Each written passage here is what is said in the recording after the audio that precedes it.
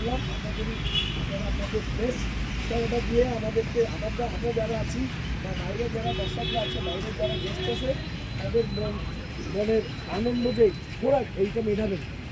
মানে এমন কোনো ঘটনা যাতে না ঘটে যে কারণে বিচ-11-এর একটা বদনাম বা বিচ-11-এর নামে কেউ একজন বাইরের লোক এই কথা বলতে না পারে। এই যে টুর্নামেন্ট করতেছে, এই টুর্নামেন্টে এমন কিছু ঘটনা ঘটে যাচ্ছে, এই কথা যাতে না আসে। সবার কাছে রিকোয়েস্ট থেকে আমার বক্তব্য শেষ করতেছি।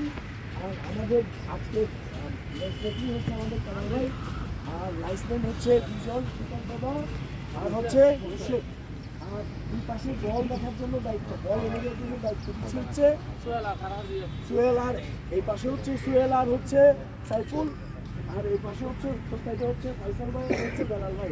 তাহলে হবে সবার জন্য। আমি কামাল ভাইকে ছেড়ে দিচ্ছি। কামাল ভাই আপনার কথা বলে আপনি আপনার চলে সবাই আমরা সকালে যারা প্র্যাকটিস করি, একটা প্র্যাকটিস ম্যাচ প্রত্যেকদিন যেরকম আমরা খেলি এরকম খেলবো। কেউ খেয়াল রাখতে হবে, আজকে যদি আমি ব্যথা পাই আমি হব পরিবারের, সবার হব না, ব্যথা না পাইলে সবার। আমি যদি আমি খেটে খাওয়া মানুষ, আমি যদি ব্যথা পাই আমার পরিবারের এফেক্টটা পড়ে যাবে, এটা খেয়াল রাখতে হবে। হার জিত সব খেলার অংশ। আজকে খেলা শেষের পরে সবাই আমরা একসাথে বসবো, একসাথে কথা বলবো, তারপর দিন আবার প্র্যাকটিস করবো এই কামনা রেখে, যাতে কেউ অপ্রীতিকর ঘটনা না ঘটে এরকম করে খেলাটা আপনারা উপহার দেবেন।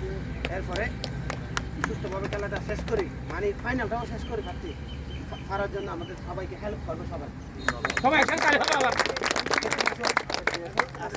আজকে একটা আমার সংক্ষিপ্ত একটা কথা বলবে আমাদের সুবহান আঙ্কেল আপনাদের উদ্দেশ্যে।